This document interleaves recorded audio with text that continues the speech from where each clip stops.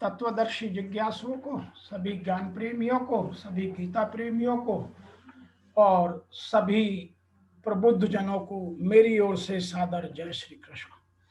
आज हम वर्तमान युग में आध्यात्मिक चिंतन की श्रृंखला के तहत गीता के तृतीय अध्याय के श्लोक संख्या 37वें की व्याख्या कर रहे हैं। 36वें में अर्जुन ने प्रश्न किया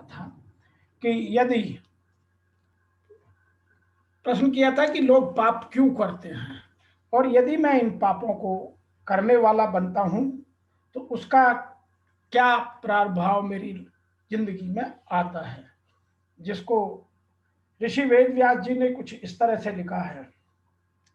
काम है एष क्रोध एष रजो गुण समुद्भव, महाशन है महापापाना विद्धि एनम इह वैरिणम। अर्थात श्री कृष्ण भगवान बोले, रजोगुण से उत्पन्न हुआ यह काम ही क्रोध है। यह बहुत खाने वाला अर्थात भोगों से भी कभी न आघाने वाला और बड़ा पापी है। इसको ही तू इस विषय में वैरी जान, अपना दुश्मन अपना शत्रु इसी को जान। अर्थात रजोगुणों से उत्पन्न हुआ काम क्रोध है और यह सदैव आपका शत्रु है। The Lord says, it is desire, it is worth, born of the energy of rajas, all diverging, all sinful, that know thou is the foe here। तो जो भी होता है वह इसी से उत्पन्न होता है।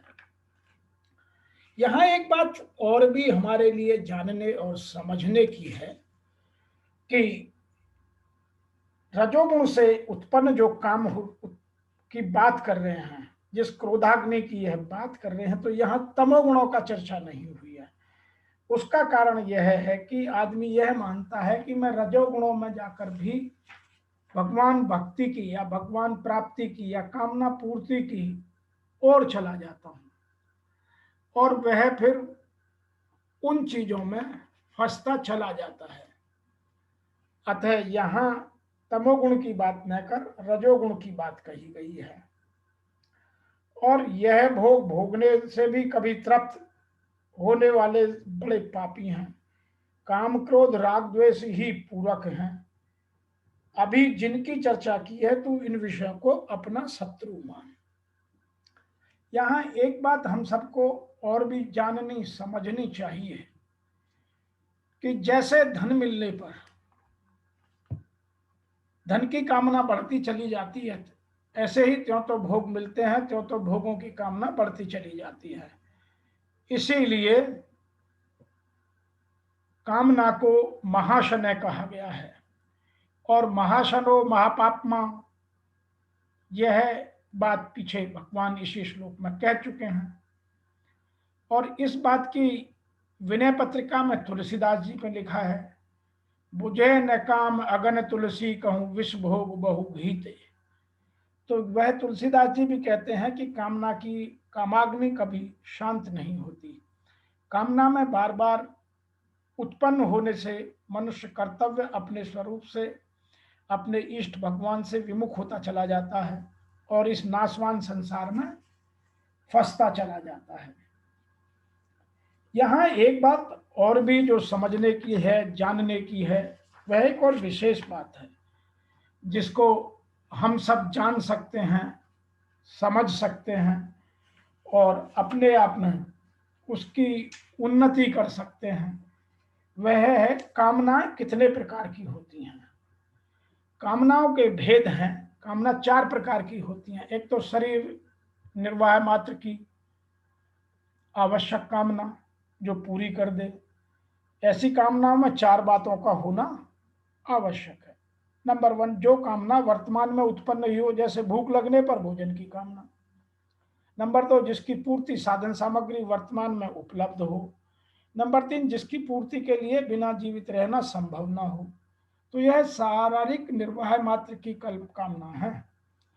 नंबर 3, जिसकी पूर्ति किए बिना जीवन का रहना संभव ना हो। और नंबर 4 जो सबसे प्रमुख है, जिसकी पूर्ति से अपना और दूसरे का किसी का भी अहित ना होता हो, यह है शारीरिक कामना है।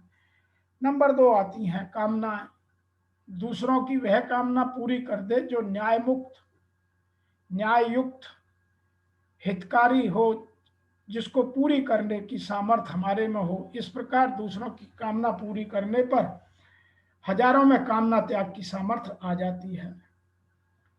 नंबर 3 है जो कामना व्यक्तिगत न्याययुक्त हो, उसको जिसको पूरा करना हमारी समर्थ के बाहर हो, उसको भगवान को अर्पण कर मिटा देना चाहिए। और नंबर 4 उपयुक्त तीनों प्रकार की कामनाएं अतिरिक्त दूसरी कामना के विचार प्रकट को ही मिटा दो। तो यहाँ जो कामनाओं का प्रकार है और जो कामनाओं की बात कहती है, उसको मिटाने के लिए ही हमें यह सब जानना, और कामना ही हमारे सबसे बड़े शत्रु हैं। और कामनाओं में फंसकर ही आदमी पाप करता है। जब तक वह कामनाओं से दूर रहता है तब तक पाप नहीं करता। पाप कब करता है? जब कामनाओं की लालसा उसकी बढ़ती चली जाती है। और जब तक वह कामनाओं को रोकेगा नहीं, जब तक कामनाओं में से दूर नहीं करेगा और राग द्वेष से दूर नहीं होगा, तब तक वह आगे की बात को समझ नहीं सकता, जिसको भगवान आगे के श्लोकों में अर्जुन को समझाते हैं। ऐसी जानकारी होने पर मनुष्य पाप में प्रवृत्त हो जाता है। अतः इस जानकारी का प्रभाव आचरण में न आने का कारण है। इसका विवेचन भगवान आगे के 2 श्लोकों में करते हैं, अर्थात 38वें और 39वें में इन दोनों का विवेचन करेंगे। तो आज के इस 37वें श्लोक से हमारे लिए जानने लायक जो बातें हैं वह 3 हैं। नंबर 1, रजोगुण से उत्पन्न हुआ यह काम ही क्रोध है। जो तमोगुण से है उसकी बात नहीं कर रहे हैं यहाँ, क्योंकि तमोगुणी तो आदमी मानता है कि मैं अज्ञानी हूँ, उसकी स्वीकार्यता बहुत अधिक होती है। रजोगुणी यह मानने को तैयार नहीं होता है, वह अपनी बुद्धि बल के सामने, अपनी चतुराई के सामने किसी को मानता नहीं है। नंबर 2, भोगों से भी कभी आगाने वाला और बड़ा पापी है। यह जो कामना है यह कभी पूर्ण नहीं होती। आज एक कामना की पूर्ति करो, कल दूसरी खड़ी हो जाएगी, उसी समय एक नई कामना आपके सामने आकर खड़ी हो जाती है। नंबर 3, इसको ही इस विषय में बैरी जान। जब तक कामना नहीं मिटती है, जब तक कामनाओं का आप नाश नहीं करेंगे, तब तक आपका सबसे बड़ा शत्रु वही रहेगा। यह अर्जुन को समझाकर वह आगे के 2 श्लोकों में इसकी व्याख्या कर यह बताने का प्रयास कर रहे हैं कि इनके आपके जीवन में क्या क्या प्रभाव और पड़ते हैं। तो आज की 37वें श्लोक की व्याख्या में इतना ही, फिर आपसे शीघ्र मिलते हैं। तब तक के लिए आपको मेरी ओर से और मेरी संस्था डूअर्स पैराडाइज फाउंडेशन की ओर से ओम नमो भगवते वासुदेवाय नमः।